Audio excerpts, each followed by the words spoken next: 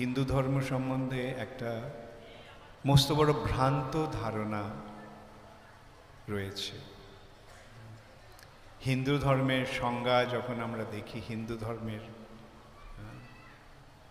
সংজ্ঞা মানে হিন্দু ধর্ম কি, সেই সূত্রে বলা হয় কি হিন্দু ধর্ম বহু ঈশ্বরবাদী।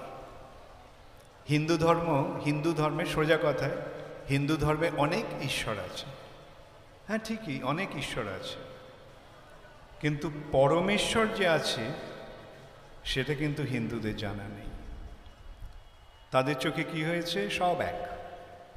কারা এক? দেবদেবী আর ভগবান সব এক।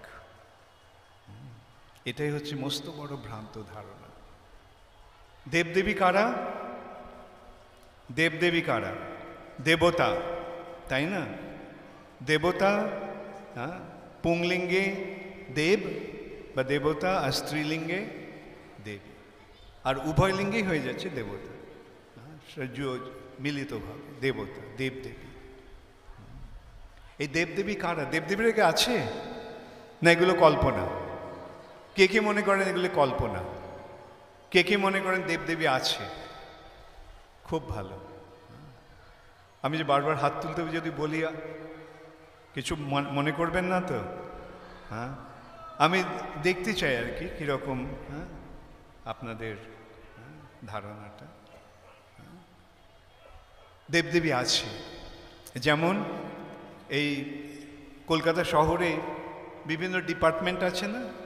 হ্যাঁ, মানে ওয়েস্ট বেঙ্গল গভর্নমেন্টের ওয়াটার সাপ্লাই ডিপার্টমেন্ট আছে, ইলেকট্রিক সাপ্লাই ডিপার্টমেন্ট আছে, আছে না? হ্যাঁ, এই যে বিভিন্ন ডিপার্টমেন্ট আছে, ওয়াটার সাপ্লাই, ইলেকট্রিক সাপ্লাই, হ্যাঁ, PWD, public works department, education department, finance department, হ্যাঁ, এই যে পশ্চিমবঙ্গের যে মন্ত্রিমণ্ডলী, তার মধ্যে বিভিন্ন বিভাগীয় কর্তা রয়েছে। হ্যাঁ, ঠিক তেমনই এই ব্রহ্মাণ্ডের ব্যাপারেও এই বিভাগ রয়েছে এবং তার কর্তা রয়েছে। যেমন সারা ব্রহ্মাণ্ডের বায়ু বিভাগ রয়েছে, তাই না? এই যে বায়ু যে বইছে, হ্যাঁ, বায়ু যে আছে সেই বিভাগের অধিকর্তা কে?